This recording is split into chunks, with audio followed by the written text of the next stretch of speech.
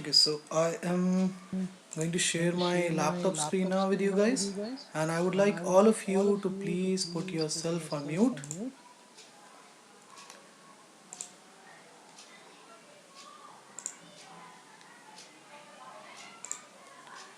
So, in the previous lecture, the first thing that was asked from me was, sir, what is data? So, any kind of information, okay, is said to be as data. For example, if suppose you have got some values for this email address field over here on this table that we created on that day. Okay, so this is a data for you. This password is also a data for you. Fine.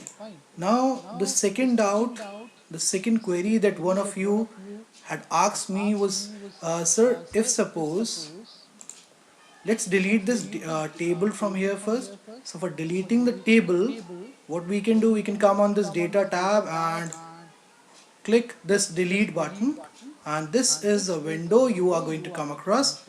Now here you have to click this delete button, and the table which is there on this data browser is going to get permanently deleted. Okay. Now the issue that one of you told me that he was facing in this code was, sir, if suppose we run this app and we click this login button, just a second, and we click this login button over here. So what will happen? See, right now the user hasn't entered anything in this email field and this password field. Yet you will see that a table has got created on this data browser.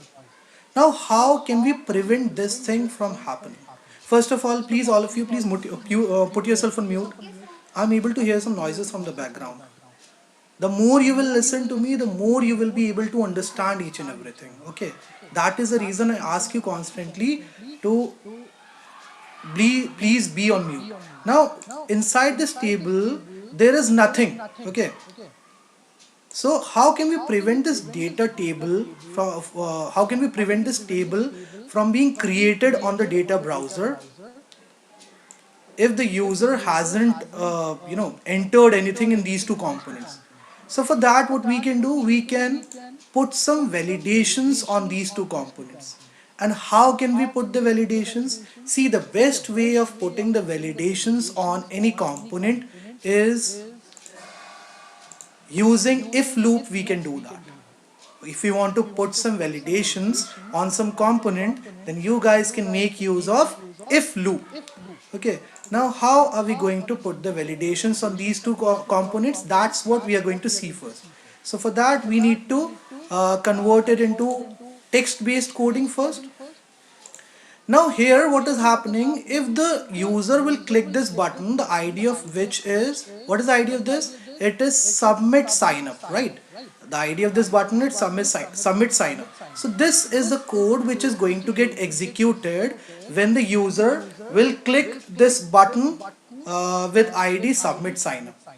Now I want these three lines of code should only get executed if the user has entered something in these two components. How can I do that? So for doing that, I can define an if loop over here. Let me increase the font size of this, screen size of my screen, so that the code can be more visible to you guys. So I'm going to define an if loop just before this create record block. Okay, just pay attention on what I am explaining to you. Fine. Now inside this if loop, I'm going to define a condition like get text. So first of all, I need to get the text from these two components, right? What is the idea of this component? The idea of this component is email sign up, right? So I can come on this design part and select this component. Now here the idea of this component is going to get visible to me. I'm copying this ID from here. I'm coming back on the coding part, and here inside this get text block, I am going to put the ID of this component inside these two inverted commas. So this is how you need to practice the code. Okay, I would like all of you to practice text-based coding rather than go for block-based coding, because it is going to help you a lot when we will be doing object-oriented programming languages like Python and the Wix website development course. It is going to help us a lot there.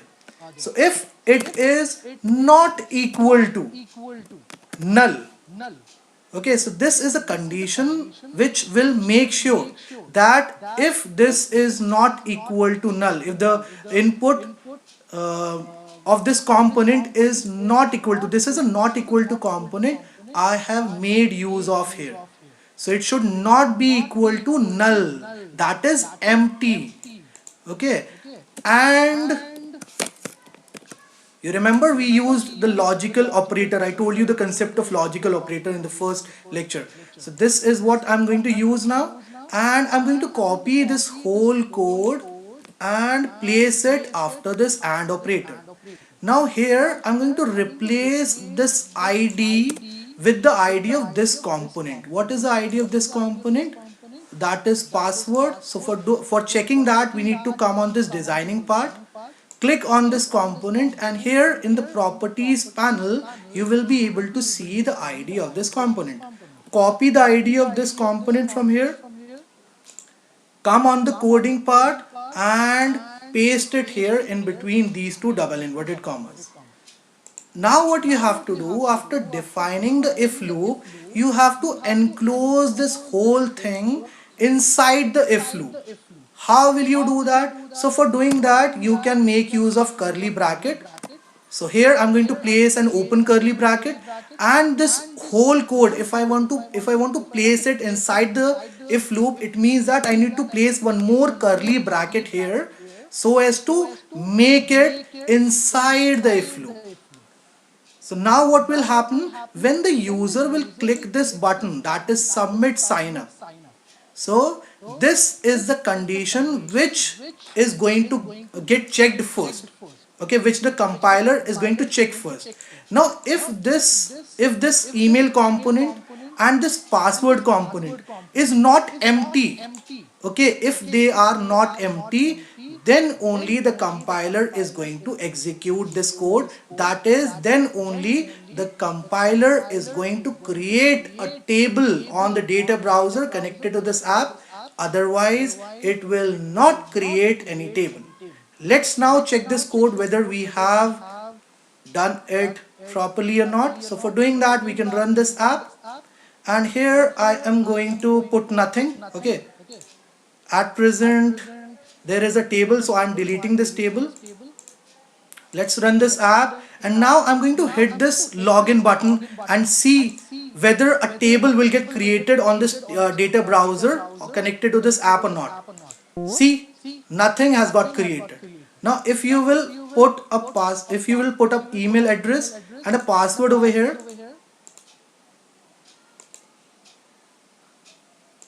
just a second.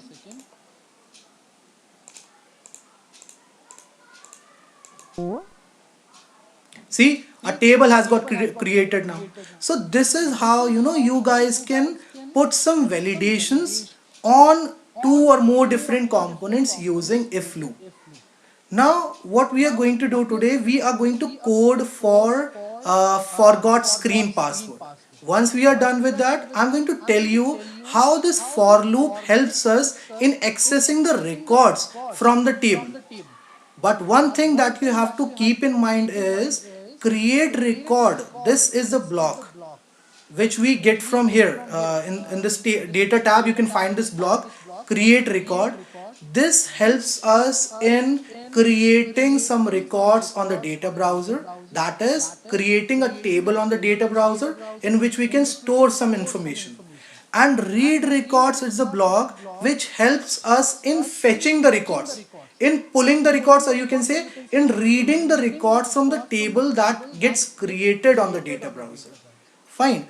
Now what I am going to do for that forgot password thing, I am going to create a new screen first. This is the topic which we are going to do today. So I'm going to create a new screen first. How can I do that? Okay, instead of creating a new screen, what I am going to do, I am going to select this screen 2, that is sign up screen. Okay, and right now this is active. Okay, this sign up screen is active right now.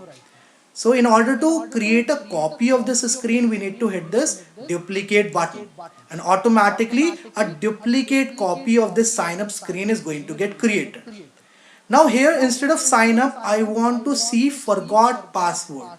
So for doing that, we need to create the forgot password screen first. How we are going to do that? That's what I'm going to tell you now. So for doing that, let's make use of this login screen. So this is the screen that we used for making that sign in screen, right? This is the image. Now let's open this image in MS Paint first. How can we do that? Right click on this image, and here you will come across a cascading menu like this. Now what you have to do, you have to come on this open with option, and then you need to come on this paint option, click on this paint option, and automatically this screen is going to get open in the MS Paint software like this. Now here sign in is written, right? I don't want to see sign in here. Instead of this, I want to see forgot password. So for doing that, I can make use of this selection tool. Select a part of this screen. Okay, select this blue part. After selecting this part, what you have to do, you have to press Ctrl and C together for copying this part. Okay, once you are done with that, then you have to press Ctrl and V together for pasting this part on this screen. Now you need to pull this part which you have pasted and bring it on the top of this sign in text. So this is how you can hide any text which on any image that you have got on this MS Paint software. Now here I am going to make use of this text tool for writing forgot password. So this is how we can write down forgot password here. So the font size is too large. For decreasing the font size, this is the option you guys can make use of. Let's use 18. Yeah, 18 is looking fine. So we are going to make use of 18 font size for this forgot password, and we are going to keep it here. And now what we have to do, we have to save this screen with a unique name. So I'm going to save it with forgot password on the desktop. Forgot password. Okay, this is the name with which I am saving this image. Okay, forgot password. Now after saving this image with a unique name on the desktop, you need to again come on the App Lab environment, and here you can see this is a sign up screen. In order to replace this image, what you have to do, you have to select this image first. So just click on this and automatically this image is going to get selected. Now you need to come down, hit this choose hyperlink, and then you need to upload the photograph that you have created. So for uploading that, we need to hit this upload file option, and automatically we are going to get redirected on one of the locations of a computer. Where is that image we created just some while back? This is the one. Okay, so I'm going to select this image from here, and I am going to now hit this open button for uploading this image on the App Lab on this code.org environment. Now this is the image. Let's choose this image, and here you will see that now instead of sign up, forgot password is getting reflected. So that's how you can play with the designing of the image or design part of the image. Now let's select this component from here, and I'm going to replace the ID of this. Let's rename the ID of this component. I'm going to rename it to forgot email. Okay, and this one I am renaming it to forgot password. Okay, and let's now rename this button also, which is present over here. Let's rename it to forgot, let's say forgot login.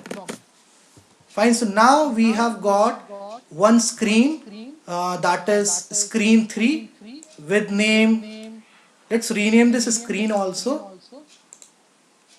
So for renaming a screen, what you have to do, you have to come here, and here you will be able to see the name of the screen. Select this, and in this properties part, just rename the screen like this. Okay, and I think we already have a component with this ID, so I am going to make it like this, forgot. So now the name of this screen is forgot. Now when the user, see, initially when the user will open the app, he is going to get redirected on this screen, right? This is the first screen, sign up screen. Let me delete this table which is already there on this data browser. So once the user is done with entering the email address and password, when he will hit this login button, automatically a table with name batch1 is going to get created here. Okay? And after that the user automatically will get redirected on this screen one, that is sign in screen. Now here we have got a text written on this image, that is forgot password. How can we make it act like a button? That's what we have to see first. So for doing that, we can again come on this design part. Let's select this label and put it over here on this forgot password text, and remove this text from here. I'm going to rename this label now, forgot pass. This is the ID which I am giving to this label. Now we will be able to it will be able to act as a button now. So what I want is, when the user clicks on this forgot password button, I want him to get redirected on this screen 2. I want the user to get redirected, sorry, not on screen 2, I want him to get redirected on this forgot password screen. How can I do that? So for doing that, what I have to do, I will have to make use of on event blocks, right? I can make use of on event block. Let's scroll this list down and come on this UI controls.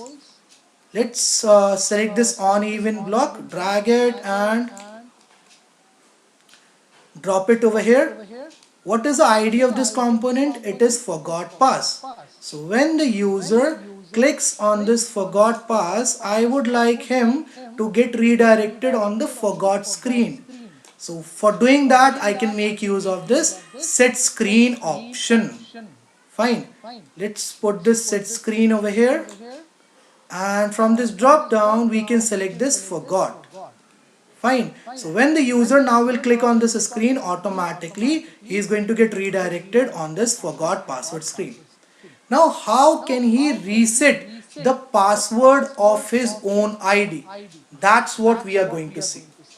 So if we want to reset the password of his own ID, what is the ID of this button which is present over here? It is forgot login, right? So let's make use of this forgot login button.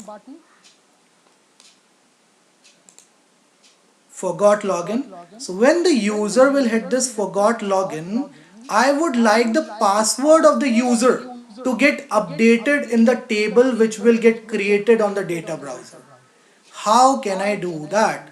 So for doing that, I can make use of this update record block.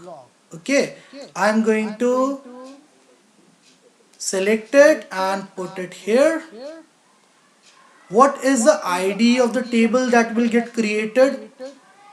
The ID of the table is, the name of the table is batch1, which will get created on the data browser, right? This is what we have defined here, create record batch1. So this is the name of the table. Now I want to update some information of this table.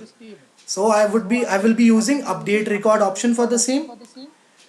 Now what is the thing that I would like to update? That's what I would like to code for now. All of you please put yourself on mute. I think there is someone who is on unmute right now. So you don't have to do anything with this ID part. Here you have to replace this See, there are two columns which will get created on that table with name batch 1. The name of the first column is this. Let me just show it to you. This is the name of the first column and this is the name of the second column. So let's copy this code from here. Abhinav, let me finish my part and after that I will take your query here and I'm going to put it here. Similarly, I am going to take this thing from here. Okay, this thing I'm copying from the create record block that we created, the code for which we defined in the previous lecture.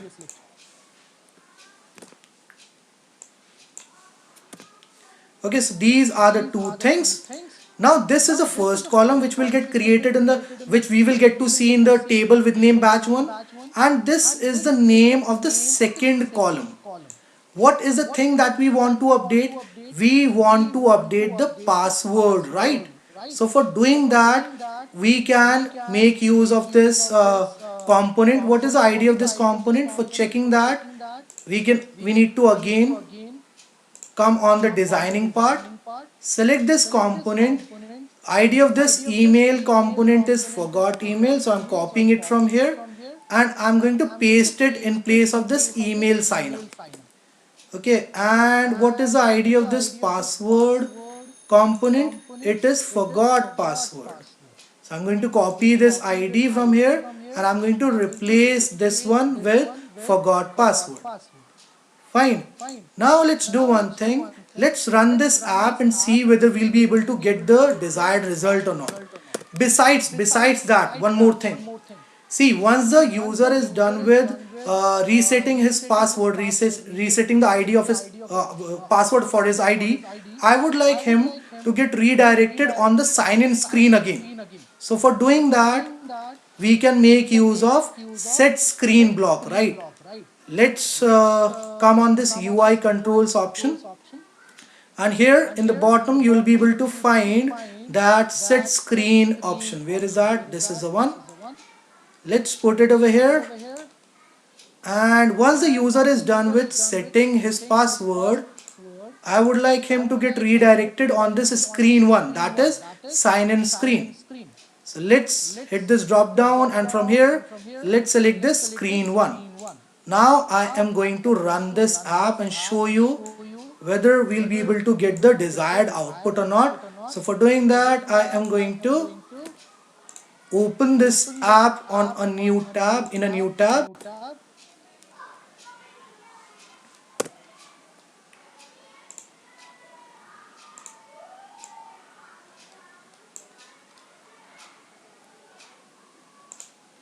Right now, there is no table on the data browser of this app, okay? Here I'm going to register my profile first. So for doing that, I can put this email address, and here I'm going to use this thing as a password for this email ID. Now let's hit this login button. So let's see whether a table has got created on the data browser or not.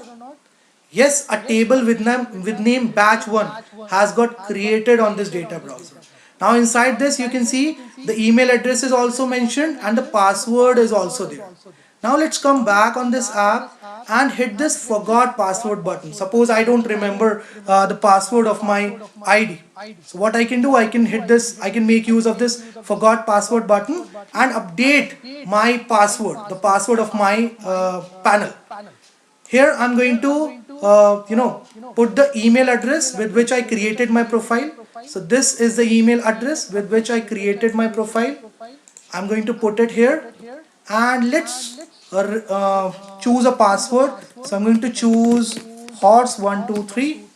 Let's see what is going to happen if we'll hit this login button. Okay, so again we have got redirected on the sign in screen. And here you can see, the password has got updated now. It was Gaurav123 earlier and now it is Horse123. So, that's how you can update any field which is already there in a table you have got on the data browser connected to the app. Now let's see whether with the help of these login credentials we'll be able to log in into the app or not. So for doing that, I'm going to put this email address over here, and horse123 is the password.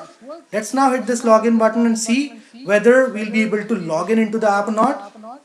So yes, we are able to log in into this app. That's how you can code this forgot password screen.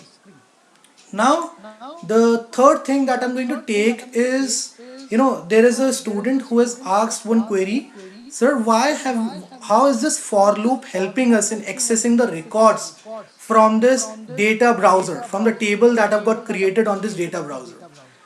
For this thing, I am going to make use of this notepad file, and we are going to make use of dry run method in order to understand the concept of for loop. Okay, and this thing you have to listen attentively. I would like everyone to listen to this thing very, very, very attentively, because it is a very important part of coding. So here, as you can see, when the user will click this submit button, where is that submit button? Yeah, this is the one. Okay, when the user will click this submit button, this is the code. These are the lines of codes which are going to get executed. Okay, now this read records block is going to fetch the records from this batch 1 table. After fetching the records, what is going to happen? All the records are going to get saved in this variable. Remember this thing, this records is a variable. It is acting as a variable right now.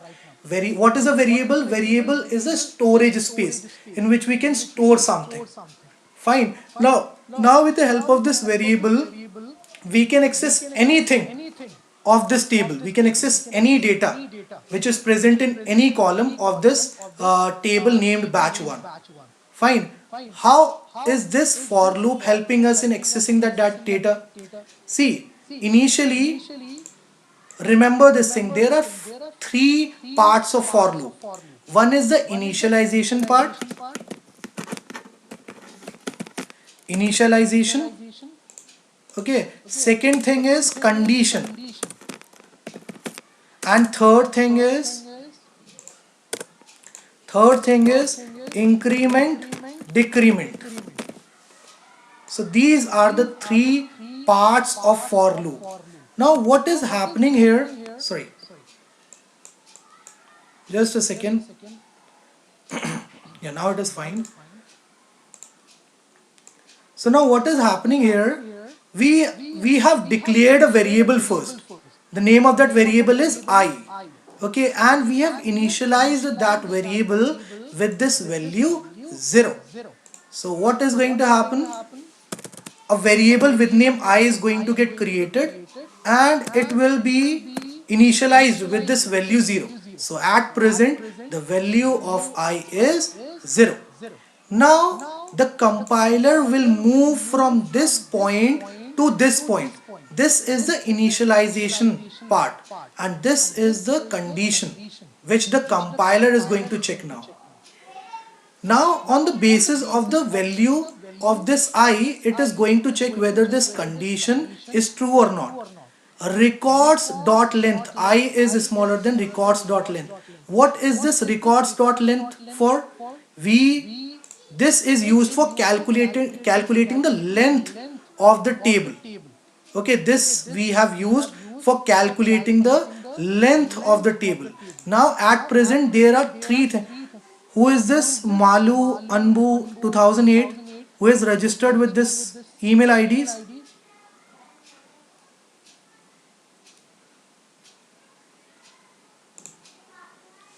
So what will happen? A table sorry, right now there are three different records present in this table. So the length of this table is 3. Okay, the length of this table is 3. Now for this value of I, whether this condition is true or false, that's what the compiler is going to check. So the value of I at present is 0. Fine. Is 0 smaller than 3 or not? Yes, it is. So because the condition is true, the compiler is going to come inside this for loop. Okay, it is not going to go on this statement, this third point. It will enter inside the if loop. So inside the for loop. Now here in this for loop, inside this for loop, we have defined a condition over here inside this if loop, right? So this is what the compiler will execute. These are the two lines of codes which the compiler will execute now. After executing these two lines, the compiler is going to go back on this for loop. But on which point it will go? It will go at this point, on this third point, which is increment decrement point. So what is written over here? I plus plus. So the value of I is going to get incremented by 1. I plus plus means I plus 1. Okay, so what is the value of I at present? It is 0. 0 plus 1 is equal to 1. So now the new value of I will be 1.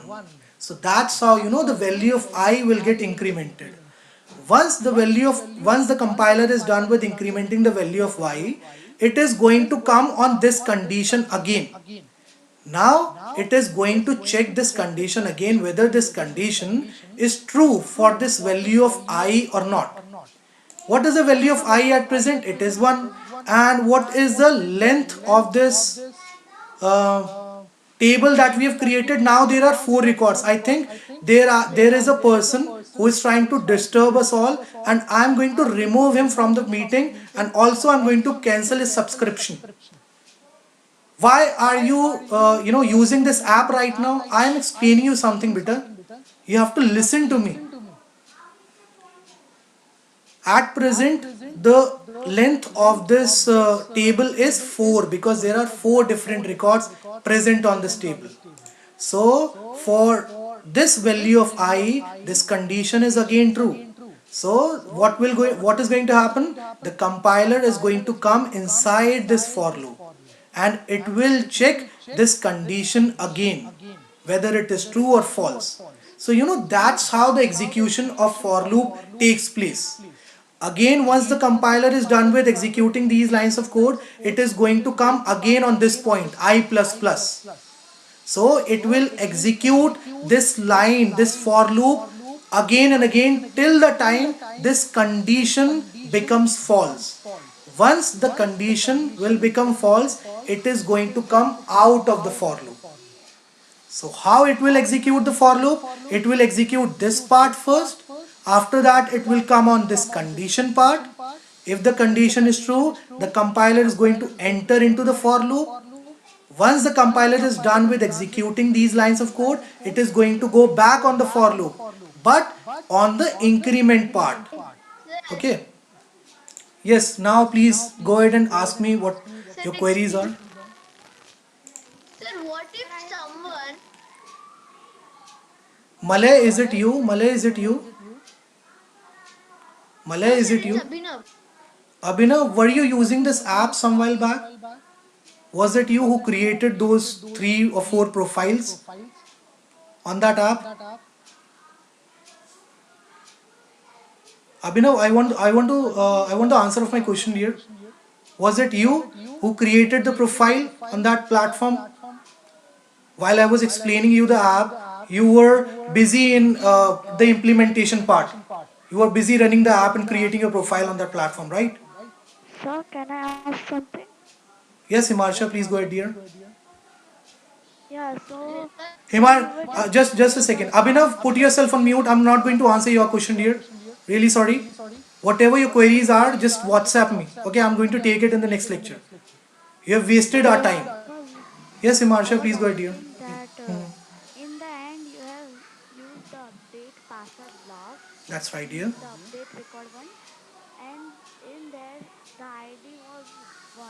So will it only update the ID 1 Absolutely record correct. It in the will update? only update the records which are present against ID1. If you want to change the IDs, what we can do, we can make use of counter variable. There is a thing called counter variable, which we guys can make use of in order to change the IDs continuously.